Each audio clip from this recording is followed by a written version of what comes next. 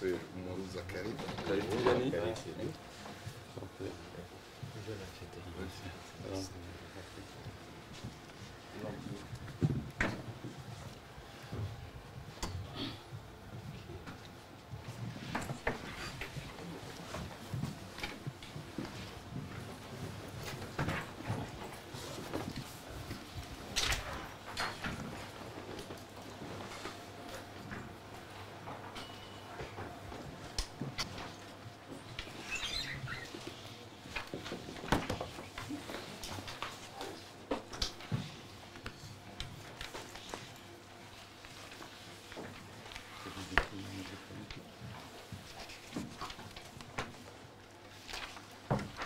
Sont fructueuses, qu'elles sont mutuellement instructives, parce que nous avons beaucoup à apprendre de vous aussi. Donc, je suis vraiment très heureux de vous rencontrer.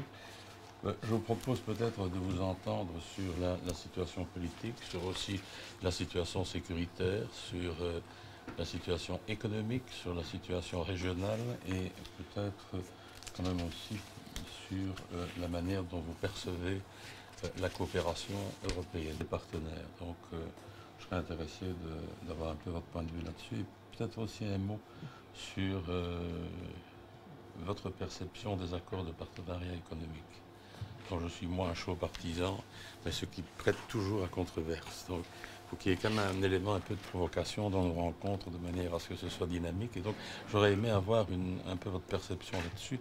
Je vous ai aussi apporté un petit bouquin qui est une autre de mes obsessions, c'est l'appui budgétaire. Je suis aussi très, très partisan de l'appui budgétaire, beaucoup plus que de l'appui par projet, ce qui est aussi un sujet très controversé, aussi chez nous. Mais j'avais en son temps, lorsque j'étais commissaire au développement, j'avais préparé une sorte de contre-argumentaire pour convaincre tous ceux qui étaient opposés à l'appui budgétaire. J'ai d'ailleurs, me souviens avoir été dans le Parlement allemand défendre ce point de vue parce qu'ils étaient assez réticents. C'est en tout cas une idée qui continue à faire largement son chemin chez nous et moi je suis très attentif à ça. Donc je vous apportais un petit bouquin qui avait été préfacé d'ailleurs par Jean Ping, qui est un ami qui était le président de la Commission de l'Union africaine.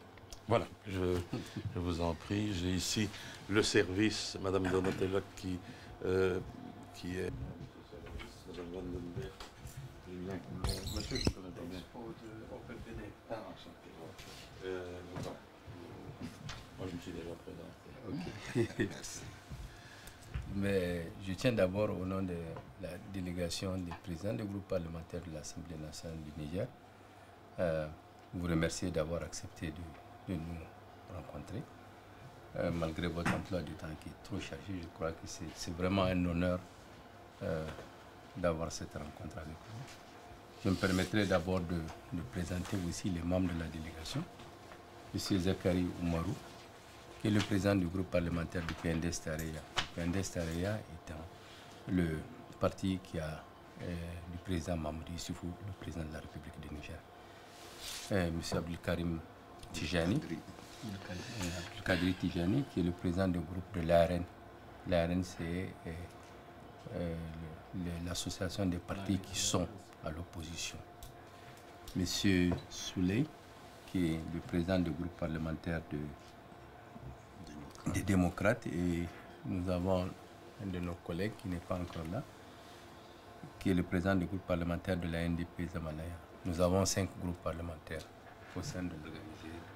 En tout cas, c'est des personnes. Concernant, je vais parler de organisé. Des institutions de la République ont été mises en place, notamment l'Assemblée nationale. Une assemblée qui compte 113 députés, répartis dans 5 groupes parlementaires. Et avec une certaine particularité, le relèvement des niveaux des députés nationaux. Parce que nous avons souhaité que 75% des députés de la 7e République puissent avoir le niveau secondaire et plus. Et les institutions de la République sont en train d'être mises en place. L'Assemblée nationale qui est fonctionnelle, la Cour constitutionnelle qui est mise en place, le Conseil économique et social figure cette question clé qui nous paraît très importante, la question de la sécurité alimentaire. C'est dans ce cadre que le gouvernement s'est attelé à la mise en place d'une initiative que vous avez certainement entendu parler, l'initiative 3N, des Nigériens nourrissent les Nigériens. Une initiative qui nous paraît très très importante. Et c'est d'ailleurs pour cette raison que le droit à l'alimentation a été intégré au niveau de notre constitution. Et le gouvernement s'est aussi attelé à l'élaboration d'un programme économique, le PDS, dont il y a eu une table ronde des barres de fonds où le financement est dans une large mesure obtenu. Et donc le gouvernement s'attelle actuellement à la mise en œuvre de ces programmes avec comme ligne directrice la réduction de la pauvreté. Voilà par rapport à un peu, comme vous le savez, la situation au Mali est une situation particulièrement préoccupante et le Niger en tout cas s'est engagé dans la résolution en tout cas de ce problème par certaines prises de position et par la mobilisation de notre armée pour aller en tout cas lutter contre l'insécurité qui est essentiellement liée au banditisme et au trafic de tout genre. C'est une situation qui est très suivie à la fois par l'exécutif mais aussi par le législatif pour que en tout cas la paix règne dans cette zone parce que sans paix il ne pourra pas y avoir de développement. Et des pays comme le Niger où l'extrême pauvreté, où la pauvreté a besoin de la stabilité pour pouvoir en tout cas progresser. Voilà par rapport à ces deux premiers points, je vais laisser mes collègues et donner leur appréciation par rapport aux autres aspects. Avoir accepté de nous recevoir. Moi, je voudrais m'appesantir un tout petit peu sur la question sécuritaire.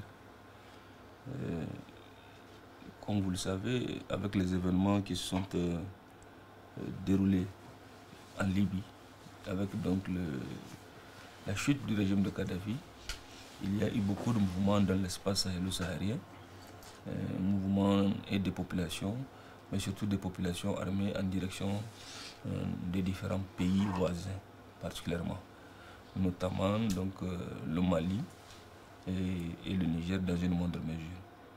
Et en ce qui concerne le Mali particulièrement, cette milice, cette ancienne milice de Kadhafi était revenue avec beaucoup d'armements dans la partie nord du Mali. Il se trouve que historiquement, cette partie de tout temps a été plus ou moins un espace laissé pour compte par le gouvernement central de Bamako. Ce qui fait que, bon, en tout cas, il n'y avait pas... l'administration n'était pas là, l'armée n'était pas là, et les problèmes de pauvreté étaient là également. Donc toute cette situation a fait que cette milice a pu confortablement s'installer, puisque le pouvoir central de Bamako n'a même pas pu exiger leur désarmement quand ils sont arrivés. Et donc je pense que c'est de là qu'un tout petit peu la situation a pris d'autres dimensions, effectivement, avec des revendications. À ce sujet, il me paraît important de souligner que c'est quand même une spécificité du Mali. C'est-à-dire ce qui se passe, la gestion des espaces au nord du Mali est tout à fait distincte de tel que ça a été géré au niveau du territoire nigérien, dans le nord du Niger. Socio-culturels ont été intégrés dans la démarche vraiment du développement et qu'on ne peut pas dire